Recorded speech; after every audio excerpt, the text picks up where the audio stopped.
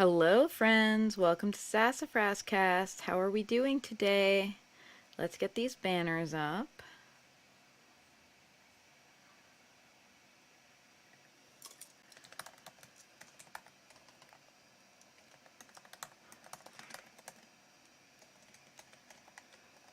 Today's topic is you are a unicorn, not a workhorse.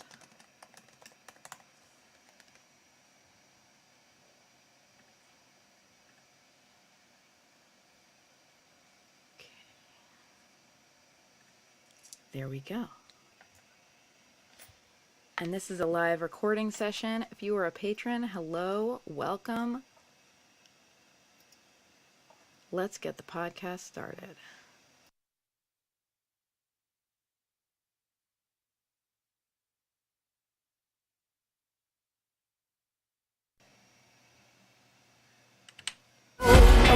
There's magic coming. Oh, there's magic coming. Oh, there's magic coming. Where you gonna be tonight? Oh, there's magic coming. Oh, there's magic coming. There's magic coming. Get ready for the rest of your life.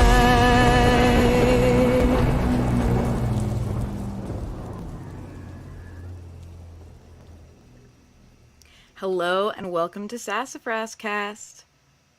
My name is Rorie Kelly, and I am a musician, tarot reader, and all-around personal growth nerd from Long Island, New York. SassafrasCast is a podcast full of witchy insights to help you lead your sassiest life, and today we are talking about how you are a unicorn, not a workhorse. Hey Grayson, thank you for tuning in. Welcome, welcome. In just a moment, we will begin the Witchy Weather Report, but first, a shout out to my patrons. If you did not know, you can support this podcast at patreon.com/Sassafras Tarot for $1 a month or more. I record these episodes live, and my patrons get a private YouTube link before each one so that they can tune in for the live recording, hang out in the chat, ask questions, and get them answered in real time. They also get access to my Discord server where we talk about all things witchy and wonderful, and a shout out in every episode. Here we go. Thank you, Amanda Little, Melissa Marie, Rachel Miller, Grayson, Millie Orozco, Ruby Marchetti, Rebecca Jones, Brittany Campbell, Ginger Dawn Studios, and Kevin P. Murphy. I'm so grateful that you are in my world. So we are talking about how we are unicorns, not workhorses today, and I'm going to tell you a little bit more about that. But first, it is definitely time for the Witchy Weather Report. I want to let you know if you're listening to this podcast around the time I have just released it, we have just had the summer solstice. It is June 24th, 2023. The summer solstice is the longest day of the year, meaning there is the most sunlight. That can be a time for overwork if we're not careful with ourselves,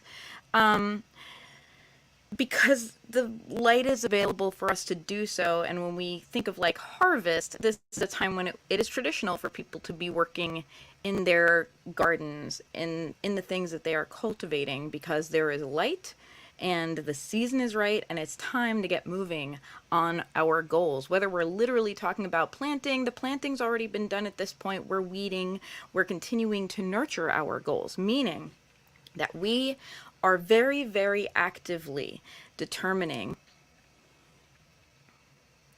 what belongs in this garden that we're creating and what does not.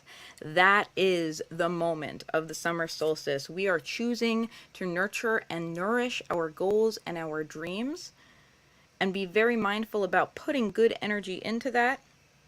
And that looks like keeping optimal conditions of sunshine and water and nutrients and all these things. And we are also making sure that weeds do not crowd out the garden we are hoping to grow. And I'm the kind of gardener who's like, oh, weeds are in the eye of the beholder. However, there are times when I'm like, you're great, no judgment to you as a plant, but you don't belong here. You're going to mess with my tomatoes. You know what I mean? So we are also actively weeding our garden, and metaphorically, this looks like identifying if there are people who are maybe, not great influences in our lives. If there are people whose influence on us may cause us to be less than our best selves, or believe in ourselves less, or be more toxic, then those may be weeds that we need to be aware of in our garden. And that doesn't mean we have to cut everyone off that we don't agree with, but it does mean that we can be mindful of how much time we spend with someone. We can be mindful about what kind of energy we give to them. We can be mindful about what we choose to share. If we have a dream in our hearts that we're nurturing and it's a fledgling, early stages kind of thing, we can be mindful that we're not going to share that with someone who is just going to be a wet blanket and make us feel disempowered rather than empowered about our dreams. And similarly, we can be mindful not to introduce our own weeds into the garden. If we have our own inner demons, our own fears coming up when we go after our dreams, we can be very mindful that we don't let them take over the garden. Just as I said, if a plant comes up in my garden that I don't like, I'm the kind of gardener who's like, you're great, no judgment, but not here, buddy. And that is a way that we can work with our inner fears, our inner demons. We can say, listen, I'm sure you're trying to help. You're just trying to live your life, whatever. But there's no place for this energy as we move forward. We really need to be on the same page about this. And, you know, you can ride along in the back seat, but we're not doing this. The focus is the goal, not you. And, you know, like that, I think is a healthier way than trying to pretend and fake it till we make it that like, oh no, I will not allow these negative thoughts to enter into my life. I'm high vibe only. Like, honestly, I think that's a recipe for failure, and self-sabotage, because everyone has negative thoughts. Everyone has friggin' trauma and fears and, what's the word? You know, like fear stories and difficulty ascending to our goals. That stuff's gonna come up for us, and denying it is not gonna help. We are gonna need to address it, and that can mean we say, listen, you're allowed to exist, but you gotta get out of this garden so that I can just give all my energy to nurturing it. You're allowed to exist, but you're not who we're taking care of. We are nurturing the garden. And the garden, of course, is our dreams and our highest goals and who we really want to be. Now, I'm going to pull a card for us as well, but that is a little bit, for me, the message of the summer solstice. It's time to take good care of our gardens, both what goes in and what we are deciding does not belong there.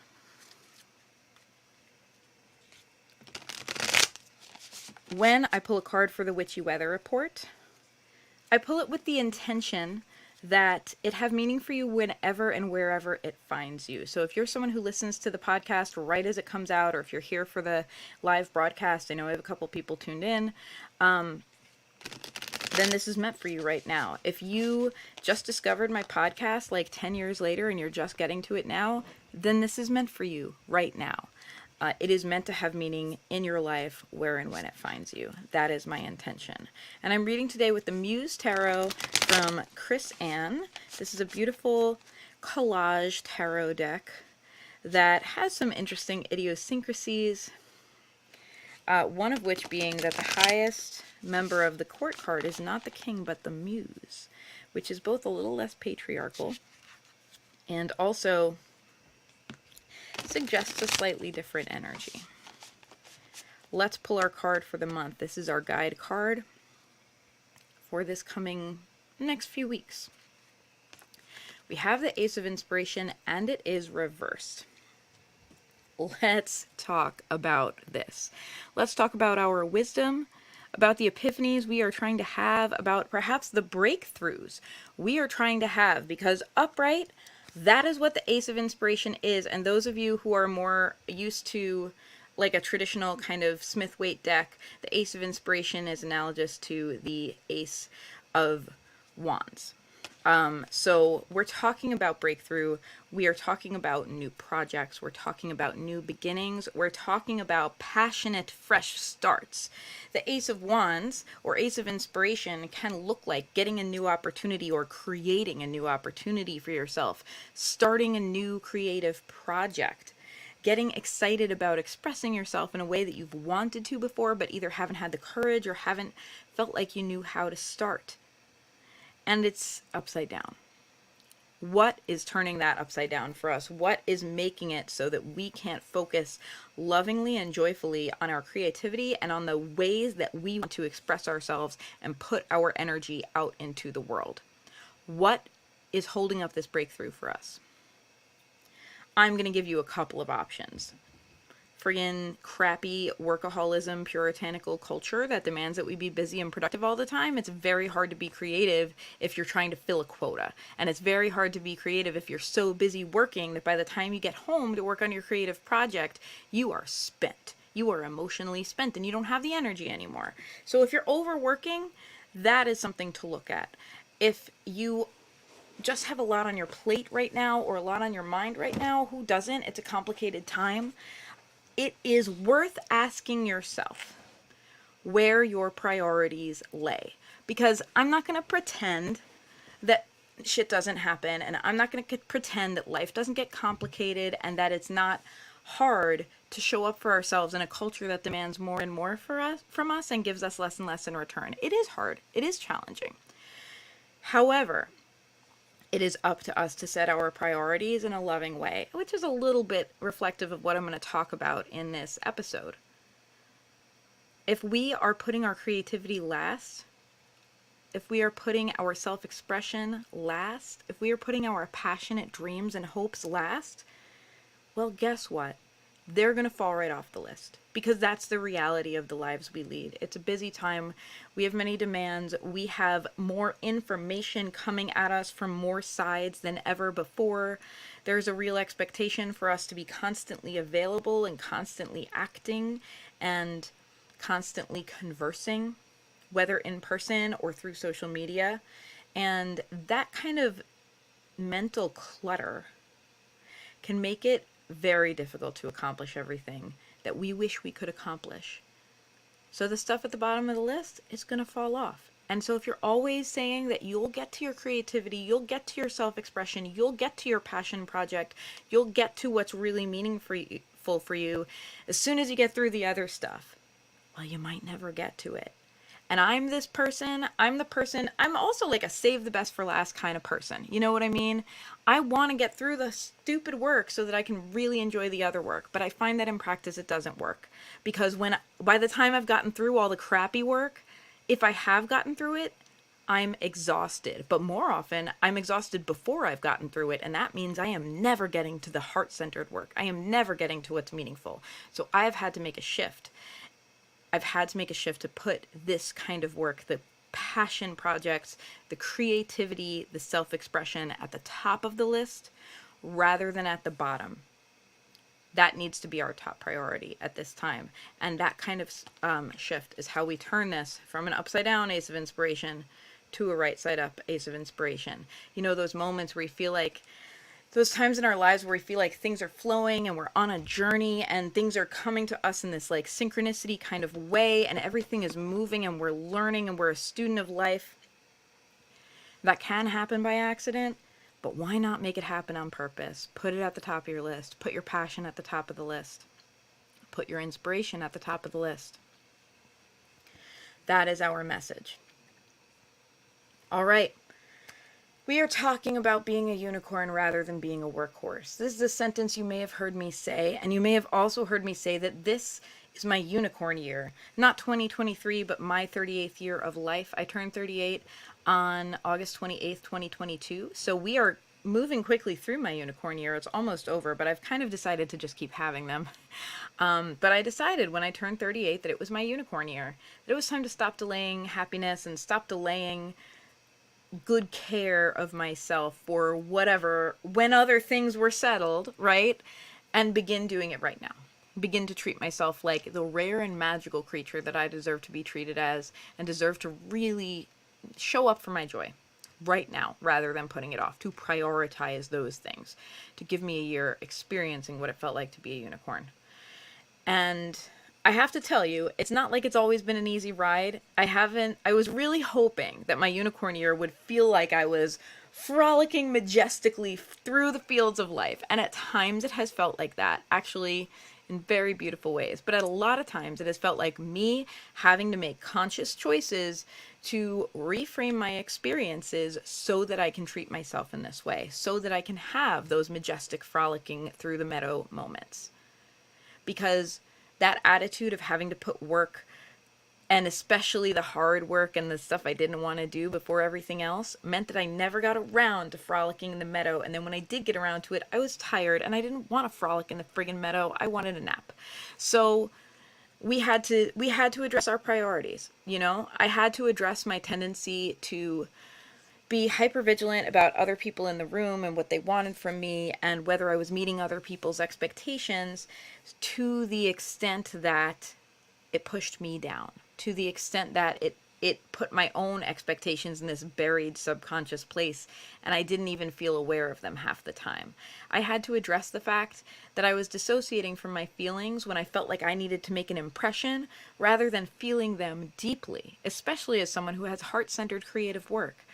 Walking around at an incredible gig that I had like put a lot of hard work into and created as a special event and had a lot of people that meant a lot to me there, and realizing I couldn't feel any of my feelings because I was dissociating, and I, instead of this feeling of joy and excitement that I had been anticipating for months, what I felt was numbness and obligation to appear as happy as could be so I could let everyone know how glad I was that they were there.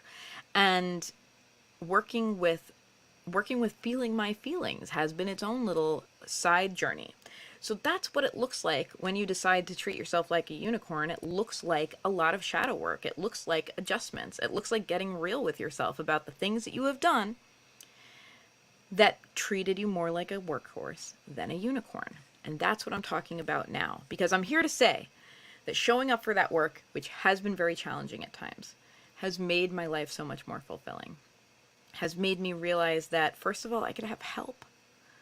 I didn't have to do every single thing by myself, but not only could I have help, it could feel good. Instead of every time in the past when I've accepted help, it's felt like, oh man, I've got to keep a tally because I can't let this person help me more than I help them in return. Like, I'm going to owe everybody forever. It felt like making promises of energy I didn't have to help them in return. And in reality, that's not how it works when you help each other in community. It's a give and take and it's a flow, and we help from our own well that is deep and easy, and we show up for things that we're great at and help other people with things that they're less good at but we're good at, so it takes us 5 minutes instead of the 5 hours it would take them.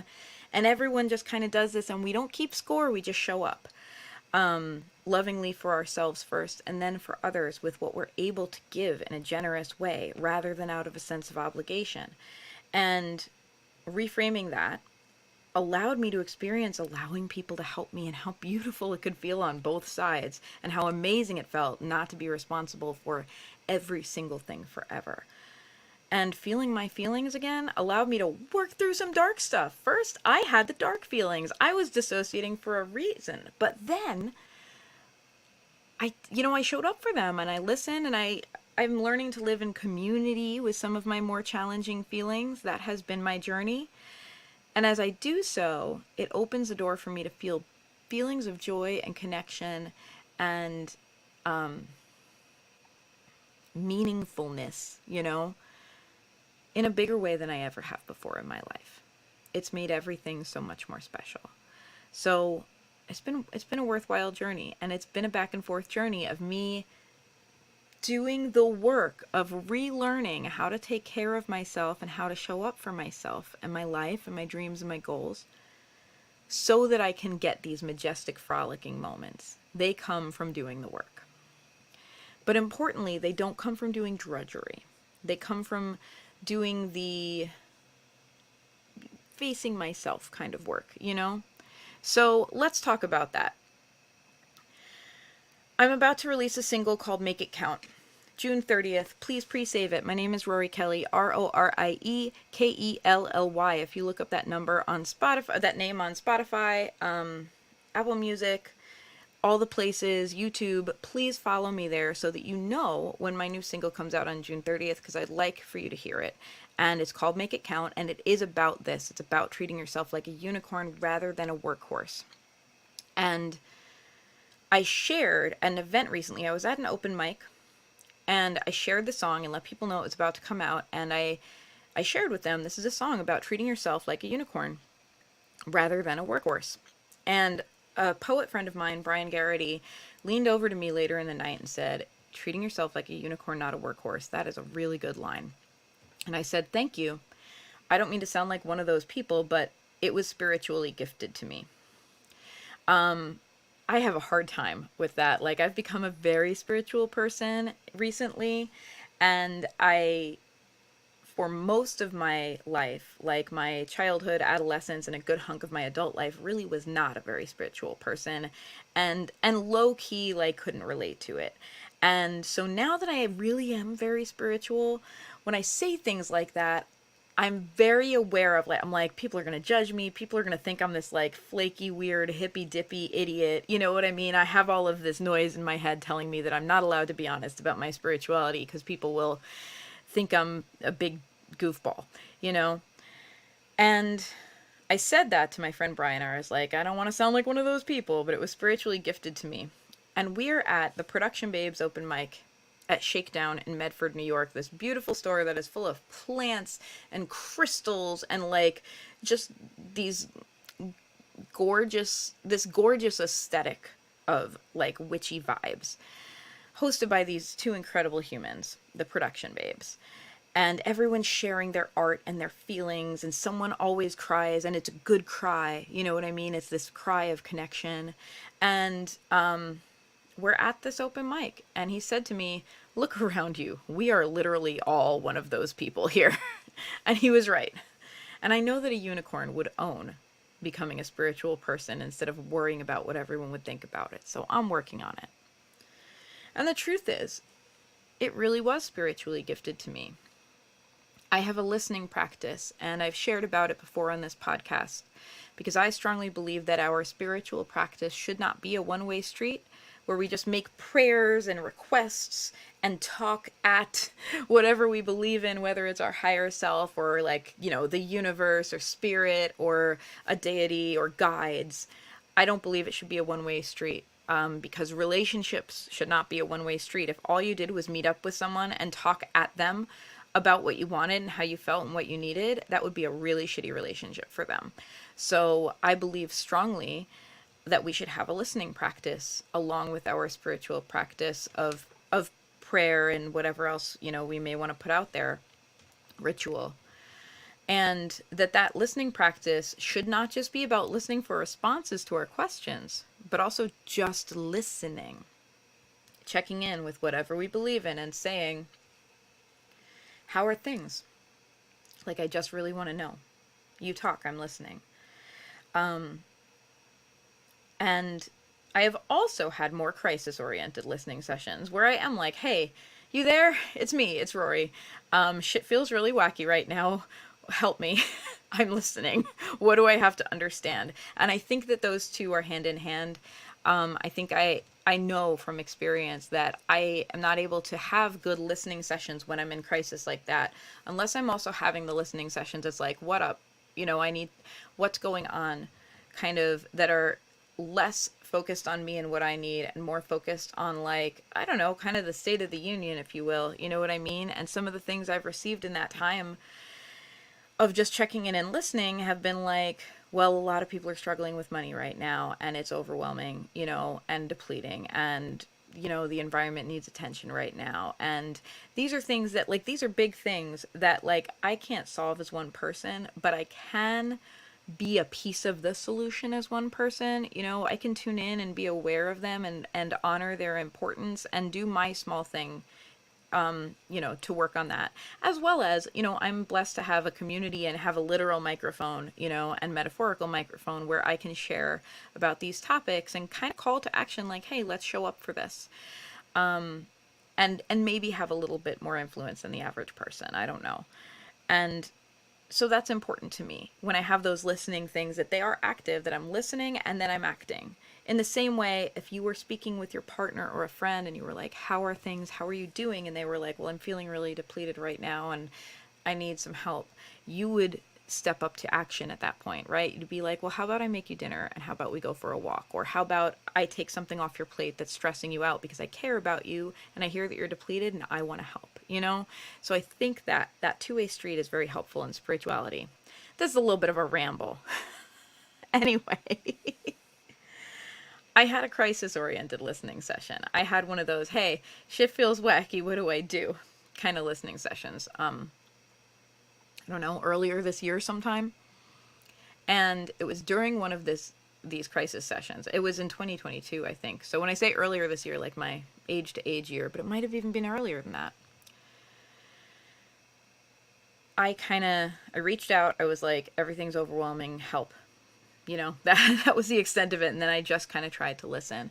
And it was during one of those listening sessions that I was told to start treating myself like a unicorn and not a workhorse. That was the exact line.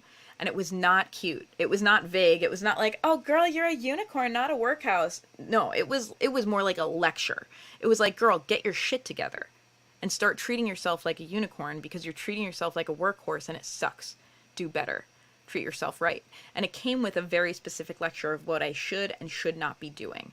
So I want to get really specific today and share what that looks like and what it has looked like for me in practice to treat myself like a unicorn instead of like a workhorse, because we like actionable spirituality on this podcast. It's not, we're not about the high vibe, girl, you're a unicorn, you're so valid, everything's great. We do want to affirm each other and tell each other we're valid and you know, like put our energy in a good place and all that, but we like actionable. Like, let's be real, let's be practical. Let's take the actions that are going to make those things true. Someone I follow online is Madam Adam, and they're super awesome, and you should follow them on Instagram and TikTok. But one of the things that they have to say about manifesting that I really like is that manifesting is not sitting back and like being like, oh yeah, rich, great, all the things are coming to me. They are demonstrating that you believe that you deserve those things. They are demonstrating it through your actions and through your words, and that you should consider your actions and your words if you're trying to manifest something, not just kind of think really hard about it. And I strongly agree. So let's get actionable about being a friggin' unicorn instead of a workhorse. Let's talk about the physical. Let's talk about our bodies. Workhorses are given physical care. They have to, because they will not be useful workhorses for very long if they're not. But that's important because that's the context. They are given physical care in the context of keeping them physically well enough to keep laboring at the consistent level that is needed or desired from them. Now, depending on how decent the human is that is looking after that workhorse, that can look really different. It might be that the workhorse is just run into the ground until it really has to rest and pushed a little further than it wants to go. And then it's like, all right, you can't go anymore. Fine, go in your stable, you know, and then given rest grudgingly. Or if it's, you know, a decent human who has that workhorse, you know, then maybe they're actually carefully considering what they feed the workhorse and making sure that its nutritional needs, you know, are met, and making sure that it is exercised and has freedom of movement and is cared for in a way that will help it grow strength and stamina, rather than being pushed to overwork, which will make it weaker, you know. And again, there still is that context of like, it's still a workhorse. It can do better for you if it's treated well, but it's still, the focus is labor. The focus is, what can we get out of this animal? Now, you could be a great person and own a workhorse, and you're nice to it, right? But at the end of the day, it's still doing something for you. Now, if you had the care of a unicorn, you would not take care of it based on how much work it could give you. You would take care of it because it's a freaking unicorn, right? We're in awe of unicorns. I read this really beautiful book it was a short story, I think, by, I want to say, Peter S. Beagle, and it was about a unicorn that like a farmer in a little town in Italy discovered. And he like goes out one day and he's harvesting his crops, and he's like a very pragmatic man, you know, and like there's a friggin' unicorn like grazing, and he's like, holy fucking shit, it's a unicorn. And he slowly gains its trust as he would with any animal. You know what I mean? As like if you saw, you know, like a stray cat or a deer or something that you wanted to befriend, you would understand that couldn't happen overnight, you know. And he just slowly forged a relationship with it and did his best to care for it as he got to know the unicorn and its needs. He did its best to show up for them, not because he was getting something in return other than just the presence of this unicorn who inherently was valuable and magical to him. He felt this great awe. We are in awe of unicorns, and this awe leads us to take this extra special care because they're rare and unique and just inherently valuable. We treat unicorns well for the sake of it. And that is how we must begin to look at ourselves. We must treat ourselves well for the sake of it. We must take care of our bodies, not so that our stupid meat prisons will keep functioning through another workday, but in recognition that we simply, inherently deserve excellent care. And importantly, the care would be aimed at improving our well-being, not at hitting some external labor goal or someone else's beauty standards. We would exercise because it makes us feel good to exercise and because that's good for our health, but we would do so in ways we enjoy. We wouldn't over push ourselves to be miserable. We would not believe in the no pain, no gain adage, and we would certainly not believe that beauty hurts. Raise your hand if you've heard either of those, because I think they're both like high class bullshit.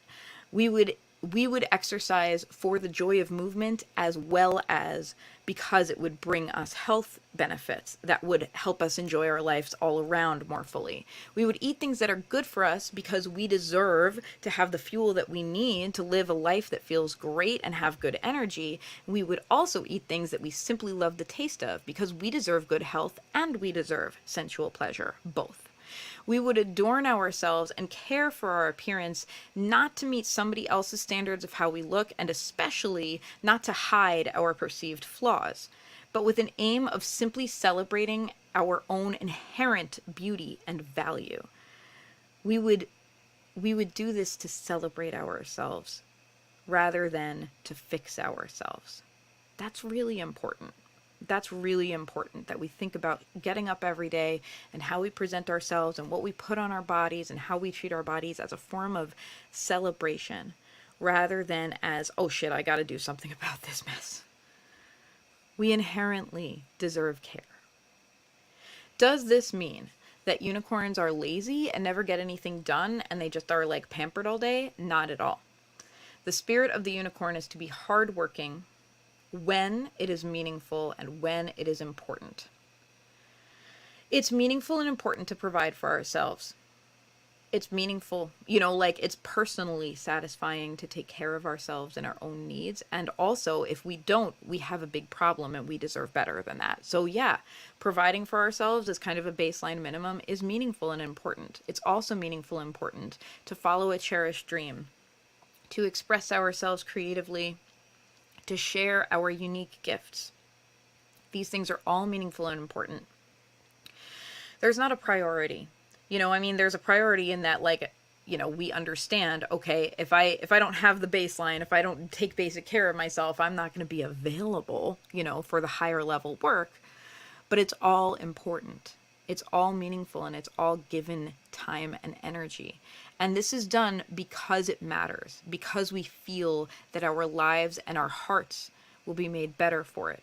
So a unicorn will work hard for what matters to them and will do it in a sane and balanced way, because a unicorn knows that overworking one day will make it harder for them to show up to the next day. And that's not any way to live. A unicorn is a careful steward of their own energy, working with their strengths rather than trying to constantly fix their weaknesses, and replenishing themselves early and often. A unicorn does not wait until it's done. If we remember the workhorse from earlier, where, the guy just kind of flogs the workhorse until it can't go anymore and then sticks it in a stable to rest, that is not how a unicorn works. A unicorn works and works with their energy levels and works when they know they'll be at their best and how they know they'll be at their best, with their strengths, playing to their strengths. And a unicorn take stock of themselves and their energy levels regularly so that they get to know, I'm going to need to rest now so that I can be just this good tomorrow and enjoy it the whole time. Because it should be a joyful practice. Work is joyful when it's meaningful and not drudgery. A unicorn works for what they know in their hearts to be most important and not to hit an externally imposed goal, not to hit a quota, not to meet some kind of societal expectation, not because clock in is this time and clock out is this time. A unicorn works not because they have to, but because it matters and they feel called to. A unicorn does not work for the sake of working, but because they have goals that are deeply important to them.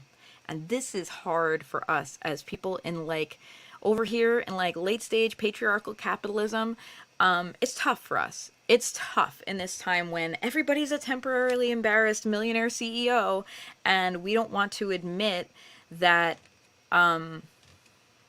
there's more to getting our needs met than just hard work. There's this bootstrap mentality of like you just work hard and that's how you get what you want. And many people work themselves into the ground and barely ever get their needs met because we have real, social inequity. And, treating yourself like a unicorn versus a workhorse doesn't throw that out the window. It's still true. But it gives you this mindset that I'm worthy of care and rest and replenishment along the way. Whereas I think that the mindset that I see in this kind of bootstrap mentality is more like work hard, work hard, work hard. If you want to get what you want, you have to keep working hard until you've gotten what you want. That's when you're allowed to rest, which means we never rest, especially if we are not lucky enough to be born into wealth and opportunity. It just means that we're working and working and working, and we deplete ourselves until we have to go back to the stable and rest to try again another day. And a unicorn knows that's bullshit. We're inherently worthy of rest wherever we are in our journey right now.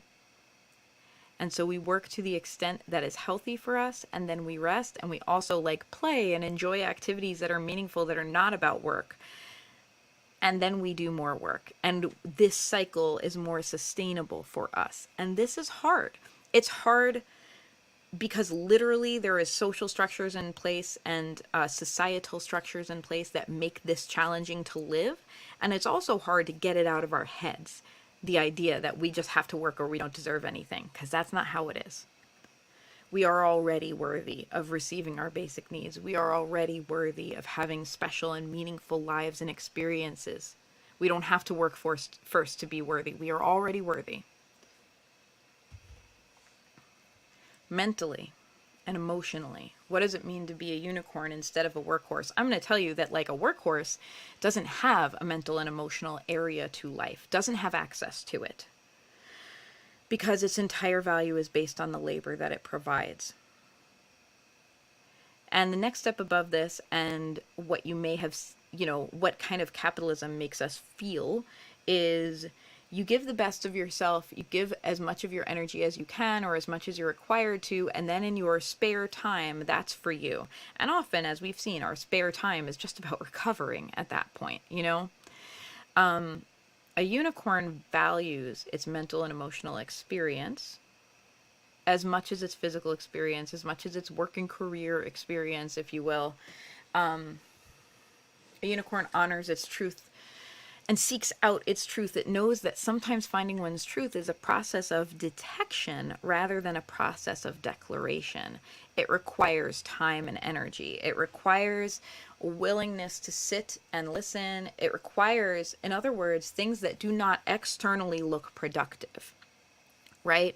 It's actually quite productive to meditate, to do dream work, to journal, to sit with our feelings and allow them to be messengers rather than to shove them aside. It's very productive work because it inherently makes our lives more meaningful and often gives us insights that allow everything to get better, that allow us to become more productive, if that's a goal, that allow us to get closer to our goals, that allow us to feel better while we're doing it. It's productive work in this way that's not measurable. It's not like, okay, well, if I do this meditation work, I'll be able to collect 10 more apples today. Yet it really does matter. It affects everything. It's meaningful work that a workhorse does not have access to. A unicorn knows that this is quite important and doesn't put it second, it puts it first. A unicorn knows that spending time reflecting on yourself and spending time feeling your feelings it's not optional. And also that putting aside those things, A, won't lead to a satisfying life, and B, is actually counterproductive, especially your emotions. As a workhorse, you're not allowed to really have emotions. Your emotions should be, yes, I want to do a good job. Those are the emotions we're expected to have in our very capitalist, very inequitable society, is I want to do my best. I want to do good work for they who have employed me. And no other emotion is really super welcome. And we, of course, have a variety of emotions, and that's what makes life worth living. You know, that's what gives us joy and meaning in our lives. And if we are constantly denying, dissociating from our emotions, we didn't win. We don't push them away. They just go into our subconscious. They go into our shadow self. If we're continually, especially, shutting off emotions like anger and sadness and despair, well, what they can turn into is rage and deep depression and nihilism. When we ignore our emotions, they don't get smaller, they get bigger. Because think about it. If you have something important to express to somebody and you're like, hey, I just need you to know, blah, blah, blah, blah, blah, and they ignore you and they literally don't listen to you, and you say it and they're just like talking to a brick wall, your message doesn't get smaller, it gets bigger, right? You're like, no, listen to me. This is important. And eventually it breaks down that relationship. If that person won't listen to you, you're like, you're not worth my time anymore. Like, I need to talk to someone who will actually hear me, you know? And similarly, if you won't listen to your relationship, if you won't listen to your emotions, that relationship breaks down. You are devaluing yourself by not listening to yourself, and your relationship with yourself breaks down, and that becomes a new problem that you have to work on, if you are even aware of it, since you're stuffing your emotions down. A unicorn makes time. A unicorn makes time to just feel their feelings. A unicorn values them as messengers. A unicorn asks themselves, what is this anger telling me? Is there something I'm missing? Is an action demanded? You know, sometimes we're angry. For example, a workhorse might feel angry at being overworked all the time, at being flogged when it wants to rest. And that's healthy anger. It's appropriate. It's a message directly from the workhorse's body saying, this is too much and you need a break. And when we are pushed and pushed and pushed and given punishment instead of breaks, then of course we get angry. And it's worth listening to that anger and saying, maybe the anger is right, not the punishment, right? Maybe it's time to listen to my internal wisdom rather than this external entity of power. And that's really important. Social revolutions come from anger. We don't hate on anger on this podcast. And it's not just anger, it's sadness, you know, it's despair. When we feel these emotions, we should be listening in. We should be asking, we should be inquiring. We should be like, oh, I'm not feeling good. How does this feel? And is there a reason? And is there something I should be doing differently? Because I don't want to keep feeling this way. But stuffing it down isn't going to help. Listening is what will help, right? How many times have you been in a relationship with yourself or someone else where you have been trying to express something and the person keeps not listening and not listening and not listening, and by the end of it, you feel like you're screaming, and at some point you give up. At some point you're like, all right, I guess I'm not going to be heard. I'm no longer putting energy into this, right? Instead, what if we give ourselves the gift of listening the first time? The gift of listening to our anger when it's like a flicker of annoyance before it turns into rage. The gift of listening to our like low energy and our disappointment when it really is just low energy and disappointment before it turns into despair. What if we just allow ourselves to feel those things instead of pushing them down until we can't ignore them anymore? Which the equivalent, right, is flogging the workhorse until it just collapses. And then you're like, okay, I guess it has to rest, right?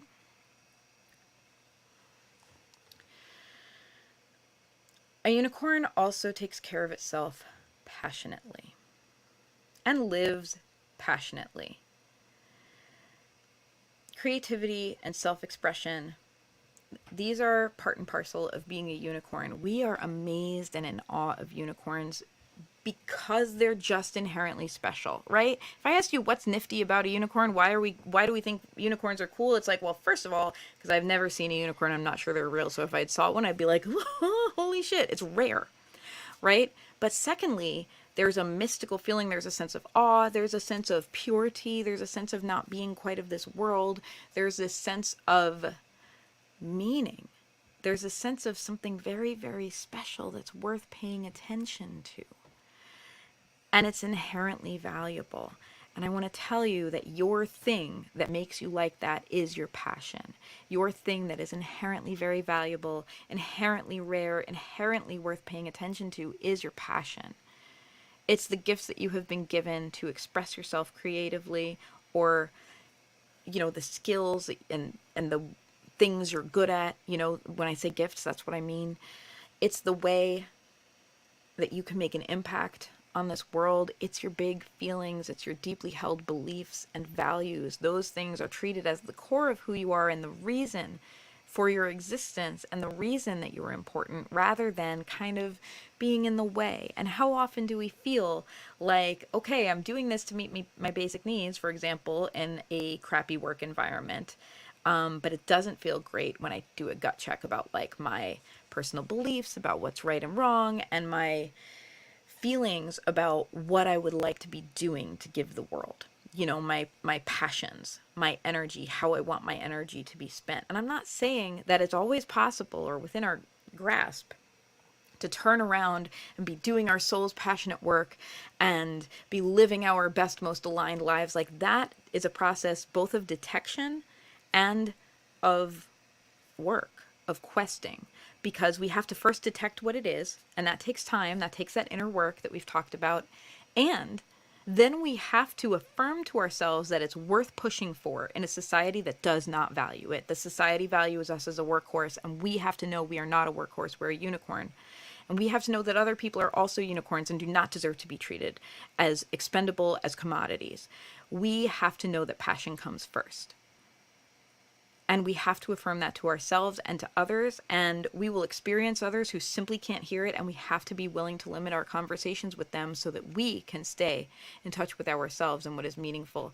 And we have to be willing to do the work it takes to get our lives to a place that feels more meaningful. And it's one step at a time. It's not overnight, right? It's, if we grade ourselves pass fail, if it's like, okay, either I'm living the life of my dreams and having the exact career I'm meant to have, or my whole life is worthless, well, then we're going to be unhappy for probably too long to get to that really high sense of, like self-fulfillment. So instead, we have to do it stepwise. We have to take baby steps. We have to be like, all right, here's what doesn't feel great. Here's what does not align with my passion. Here's where I want to be. Here's where I am. And we have to ask ourselves, what's the next step? And we have to really celebrate our milestones, and we have to be willing to do it. And we have to be willing to do it in the way that unicorns work. They work because it's deeply meaningful to them and important and it matters. And they work in a way that is sane and helps them continue to thrive. They don't work in a way that is like overwork, fall apart. They work to their strengths, and they do enough each day. And they allow what they can do each day to be enough. That's very important. And they rest not when they're so exhausted that they can't go another step. They rest when they realize, I'm no longer working at my best. Let me finish up what I'm doing and rest right away so that next time I come back to this, I'm at my best again. And if we approach our dreams in that way and our passions in that way, and if we prioritize our dreams and passions above the external expectations, that doesn't mean don't have a job if you need a job. Like, we've all had shitty jobs. We've all had jobs that aren't shitty but don't really fulfill us. It doesn't mean don't do that if you got to do that, because the most important thing is taking care of yourself. But it does mean that you can look at the priority and say, like, all right, this job doesn't fulfill me. It gives me a paycheck. I'm going to give the job that same level of energy.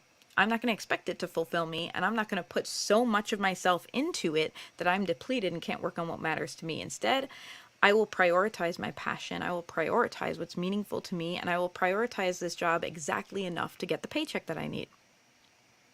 And that can be it. And it's not so black and white either, right? Even when we work at those jobs, there's usually a coworker or an interaction, someone we work with that doesn't make us feel devalued. And we can cherish those things, and we can use those as affirming building blocks to be like, this person sees it. This person sees that I'm not just a workhorse, that I'm not just a faceless nobody, that I'm a human. And I see that they're not just a faceless nobody, that they're a human and that they're valuable, you know? We can take those small moments and use them to help us as we face down, the reality of living in a really challenging economic landscape. What about spirituality? This is my last kind of unicorn topic for the day, and then we're going to be moving into Witch, You Got This. So at the beginning of the show, I talked about how awkward it is for me to express my spirituality, and how I'm always so hyper aware of what other people will think about it, and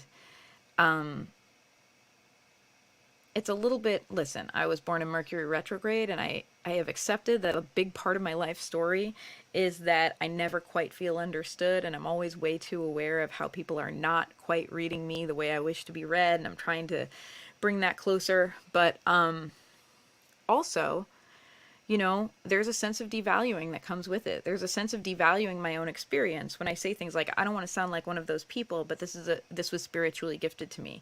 Like, actually, the fact that something was spiritually gifted to me is fucking amazing. That's a blessing, and I hear myself say the word blessing and I want to like walk it back. You know what I mean? But it really is.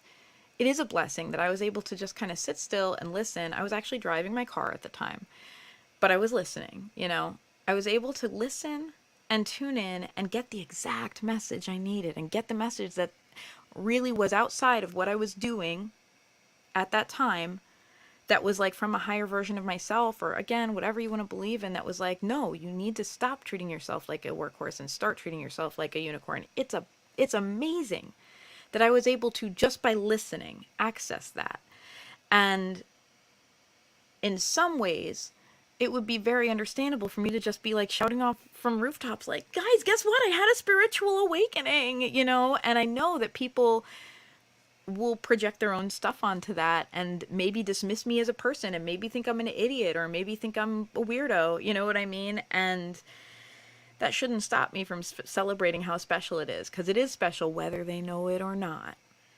And so that, I think, is where I'm working towards, being a unicorn in my spirituality, just celebrating it and allowing other people to have their opinions and not worrying, because at the end of the day, their opinions aren't my business. My incredible spiritual life, which is very meaningful to me, is my business. And for other people who are interested in having an incredible spiritual life and kind of are cut from the same cloth as me and can benefit from it, me sharing about it can only help them.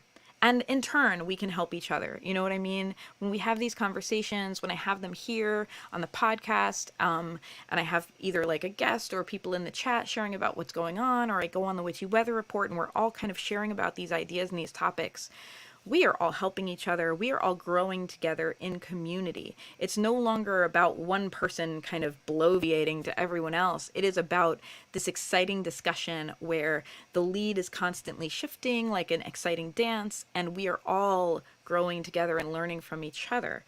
And healthy spirituality looks like that, whether it's a very personal one or whether it's a very communal one. My spiritual practice is very individual. It's very personal. I don't attend, any kind of spiritual services. I'm not a member of, a coven or a group or anything, although I'd be open to that if there was something that was right for me in my area. But mostly, even if I was, I'm an introvert. I'm the kind of person who experiences things internally before I take them to my community. And then discussing them with my community enriches me and enriches the community, like both. And owning how you relate individually to spirituality, and knowing it doesn't have to work for anyone else as long as it's frigging meaningful and special for you, that's the unicorn way to do it. And the workhorse way to do it is to, A, use spirituality to prop up your shitty existence, right? To tell yourself, well, what is it? What's that expression? Like, it's easier for a camel to get through the eye of a needle than for a rich man to get into heaven. Like to tell yourself like, oh, it's spiritual that I'm not getting my needs met. Let's not workhorse our spirituality. Let's be spiritual both in our times of struggle and in our times of joy. You know, like, let's allow our spirituality to be a wonderful boon to us at both times, so that it's part of the situation, the celebration when we're doing well, and it's part of us picking ourselves back up when we're struggling. Let's also not append morality onto struggle. We can say we've learned from our struggles, certainly I have. And we can say it's worth working hard for something if you want to see the payoff. It's worth working hard for something because it's meaningful for you. It's not worth working hard for the sake of it. Working yourself to death for no purpose isn't spirituality, it just sucks. Let's not use our spirituality to prop up us being commodified and exploited. Nope, nope, nope. A unicorn approach to spirituality is for it to be a full expression of ourselves and getting our needs met, both our really basic needs as human beings and also our kind of emotional and spiritual and passionate needs. And it should support us and help us grow rather than keep us stagnant at any time.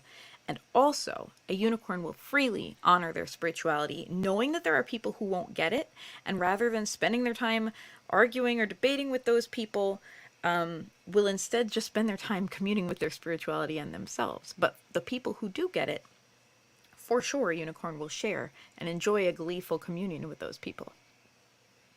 And I want to share that this is true whether or not you have any spiritual beliefs. I, for many years of my life, have identified as atheist. I don't really feel like that word fits me at this moment, but I do feel the word agnostic still fits me.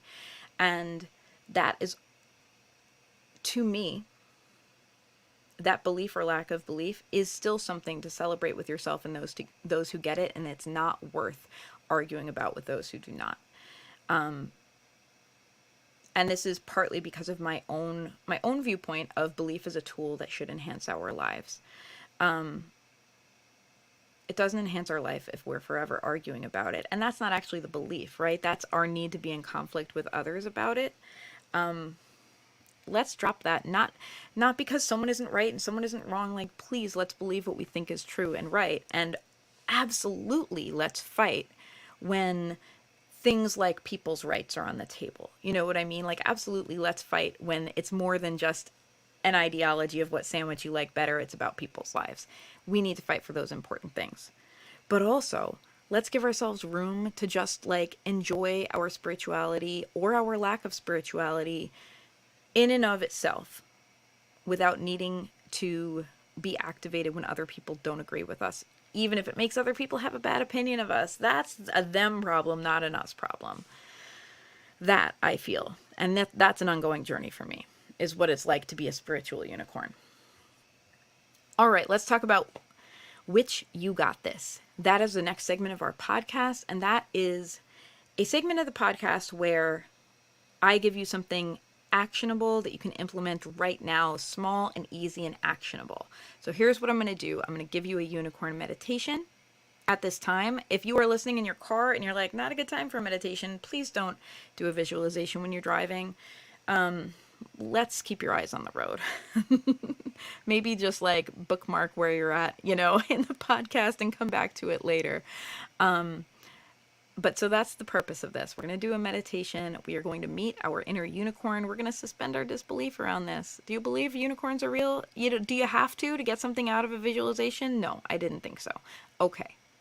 We're going to do a unicorn meditation right now. That is our Witch You Got This for the day. And we are going to hear directly from the horse's mouth, if you will, how we need to treat ourselves more like a unicorn and less like a workhorse.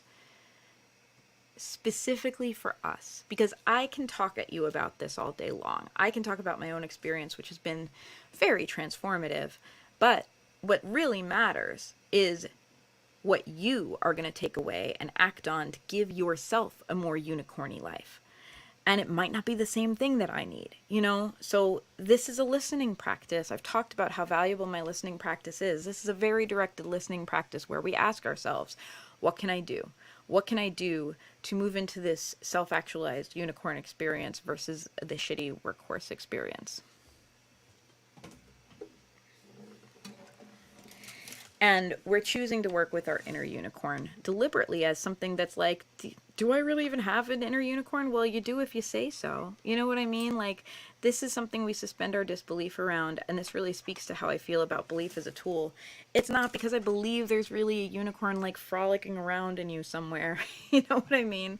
But it is because if we allow ourselves to visualize that, we can access some wisdom that might not otherwise be available to us.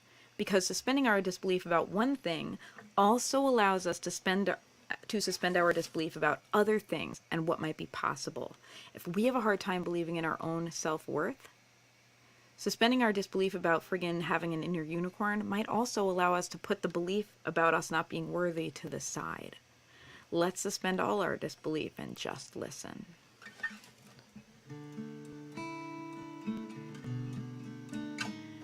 So I'm going to tune this guitar because I like to do a little bit of meditation music.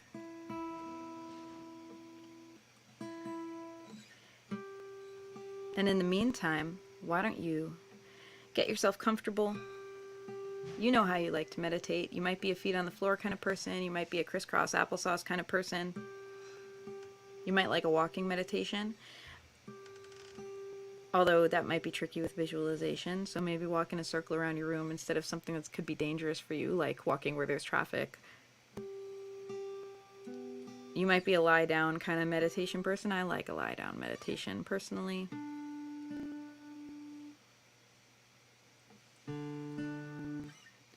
I don't like to be focused on keeping my body a certain way when I'm meditating. I like to be comfortable so I can give myself over to the experience. Unless it's a meditation that is about a certain physical experience, of course.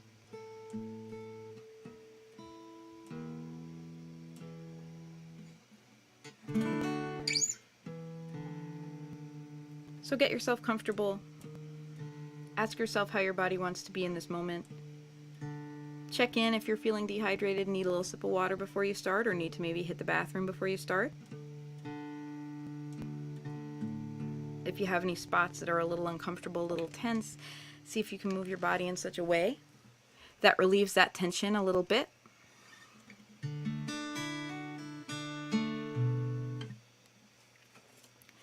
If you're cold or warm, do something about that.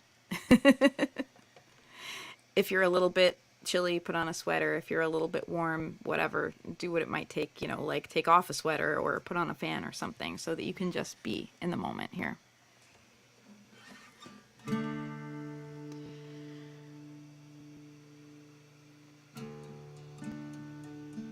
And allow your eyes to drift closed.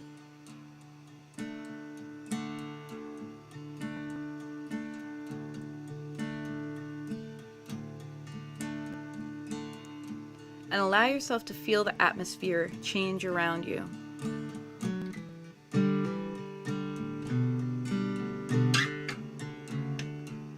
You are entering into a very magically charged place. Don't open your eyes yet, because you want to just let the magic happen.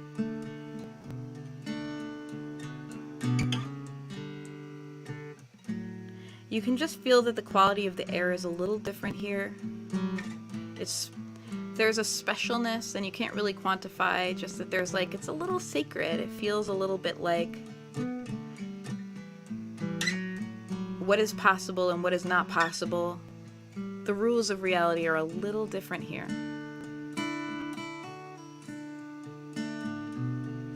There's a taste in the air that just feels like potential. And it's sweet. You feel grateful to be here.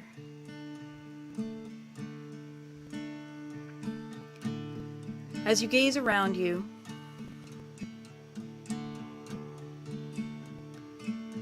what you see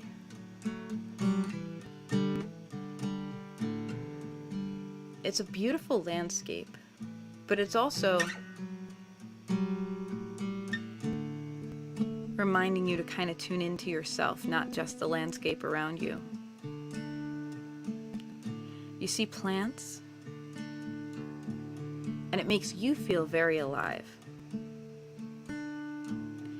You see crystals, and it makes you feel very aware of your own inherent beauty and very reflective. You see water, and it makes you aware of the energy that is flowing through you.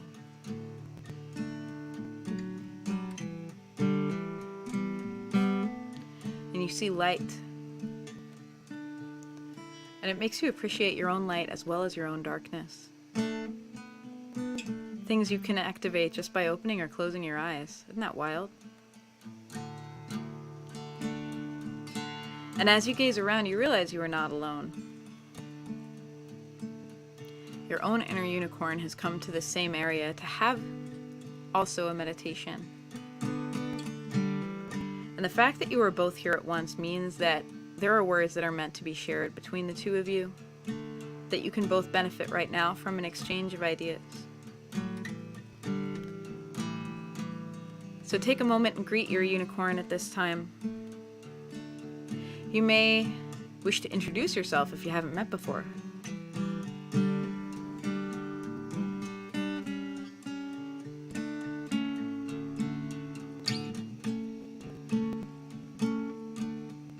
And ask your unicorn how it's doing today. And really listen, make it clear.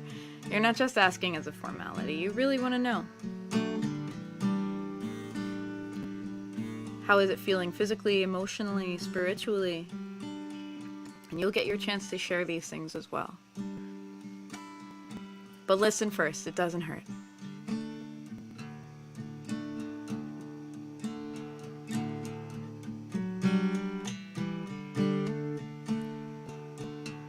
If there are questions, ask them.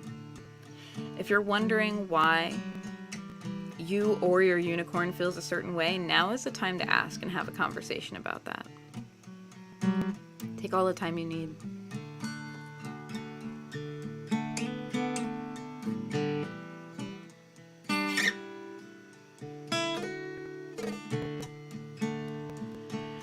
And if there's something in your heart or on your mind that needs an answer, if you have a question, if you have a problem you are not able to see your way through, now is the time to put that out there.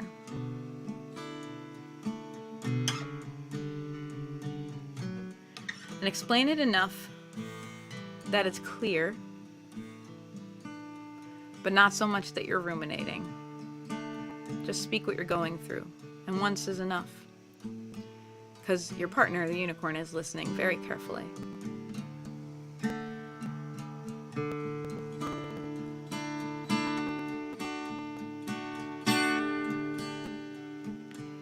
And now you are going to ask if it has any advice for you.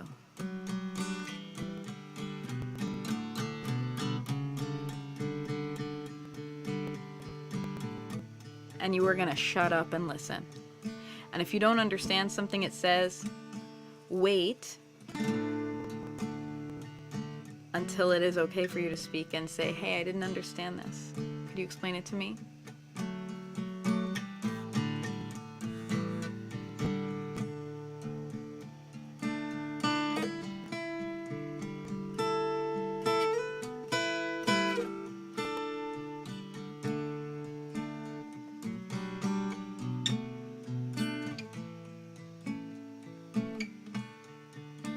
And lastly, you are going to ask your partner, the unicorn, if there's anything you can do for them. Anything they need from you.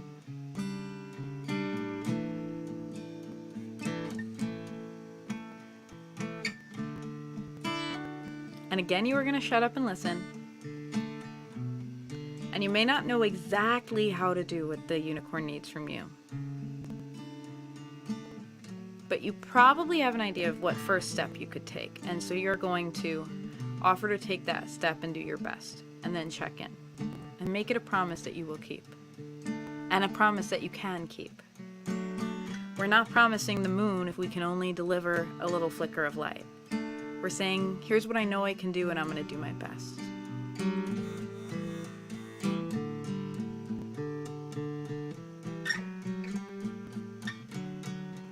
If there's anything else the two of you have to share with each other, now is the time. because the light is changing. It's getting to be time to head back to reality as you know it.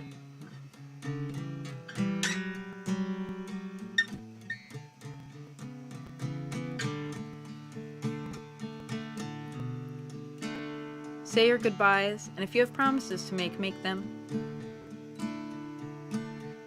And if you're going to be checking in together at another time, make that appointment now. And finally, don't forget to thank the unicorn, and also thank yourself for making time for something that's a little mystical in your life today.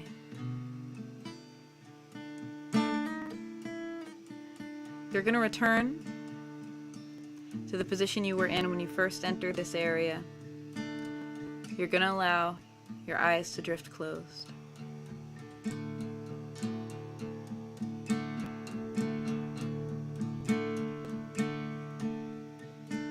And you're going to pay attention to your breathing and feel your body. Just check in with it, see what's up. See if there are parts where there's a little bit of tension or a little bit of numbness, and if you need to do some movement, now is the time to do that. And we're gonna slowly let our eyes open back up, back where we started,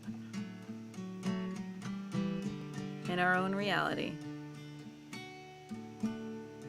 And now might be a great time, if you're a journal type of person, to take a pause and write down what you've experienced. Or if you're a typing type of person, to write it, on the computer or on your phone. Or if you're more verbal, to kind of talk through what you just experienced into a voice recorder. Because it's worth checking in with. Think about it, think about what actions you may plan to take, and maybe in a few days you check in again, just to see if there's anything you missed, just to remind yourself of this experience, and to kind of re-up your energy a little bit around it. And having that record will make it a lot easier for you to check back in. All right, my loves. This brings us to the end of the podcast. Thank you for being a part of this with me. Thank you for spending your time with me today. I know your time is precious. If you like this podcast, I'm going to ask you a favor. And the favor is, could you please rate this podcast and review it wherever you listen to it? And if you think it's been helpful, if it makes you think of someone else, or if you think someone else you know might also enjoy it, could you take a moment and text it to them, or pop it in a message, or mention it to them? I'd be really grateful. The way this podcast has grown has been mostly through that kind of thing, through word of mouth. And it has led me to have some really special people in my community. So I would love it if you could do that. If you would like to support this podcast financially and unlock exclusive benefits, you absolutely can at patreon.com/Sassafras Tarot for $1 a month or more. And that will get you access to things like extra content, personalized card pulls, a witchy Discord community, and more. If you have a question or idea or suggestion, you can email me anytime at sassafrastarot@gmail.com. And you can also reach out to me on social media. I am at Sassafras Tarot everywhere. I'm on Facebook, Instagram, Twitch, YouTube, Twitter, and TikTok. If you would like to order a reading, I'm currently only selling readings through my Etsy shop. You can go to etsy.com/shop/Sassafras Tarot. And as always, I'm going to take you out with a song. This song is called Make It Count. And as I play this song, it is June 24th. The podcast might come out a day or two later. The single is coming out on June 30th. And you will be able to find it everywhere that music is streaming. So if you search for my name, Rorie Kelly, RorieKelly, wherever you enjoy listening to music, and please follow me there. That way you will know as soon as this single gets released. You'll be able to hear the full studio version, which I'm really proud of. It has some really cool twinkles, and I hope it takes you on a journey. If you like what you've been hearing, you can also visit my website, roriekelly.com, or find me on your favorite social media site by searching my name, RorieKelly. That's really where you'll find kind of my musical self.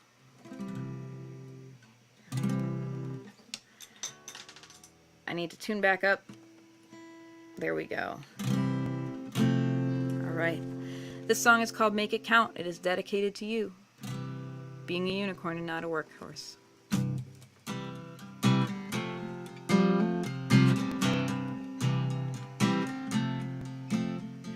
Sugar dust, darling, do you need an adventure?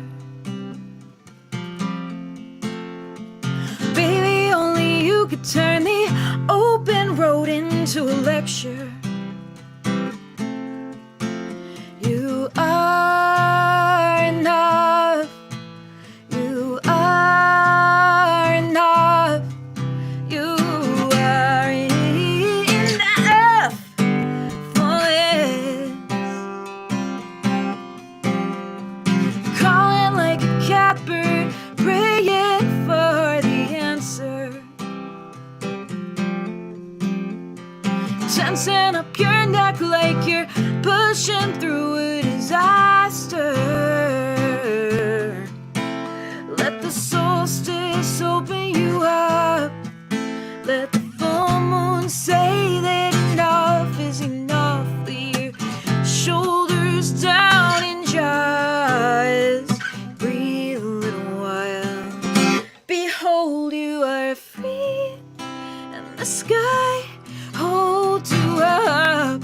You are enough. Behold, you are free, and you don't have to shut down your love anymore. No one's coming to get you. No one's coming to take you down a peg. No one's coming to get you now. Make it count, make it count, make it count. The old you hate to take advice, so you only ask for advice from the moon. You're driving from the backseat like, will we get there soon? It's hard enough without this total lack of self-trust. You are enough for this. Behold, you are free, and the sky holds you up. You are enough. Behold, you are free, and you don't have to shut down your love anymore. No one's coming to get you.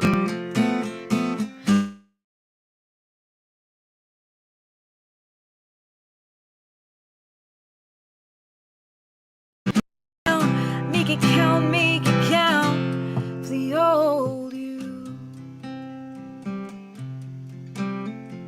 Turning over leaves like a cackle of crackles. If you're not overwhelmed, you start to worry that you're slacking off. Oh, it used to be the future is the past, and time moves slow, and you're always running so fast. And there's a stitch in your side, and you're not gonna last. And you're trying to breathe, and all you have is a gasp. Behold, you are free, and the sky holds you up. You are enough. Behold, you are free, and you don't have to shut down your love anymore. No one's coming to get you. No one's coming to take you down a peg.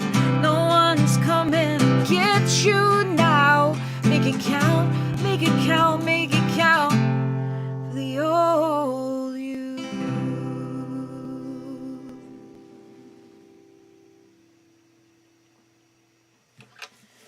Thank you so much for spending time with me today, friends. I will see you again soon.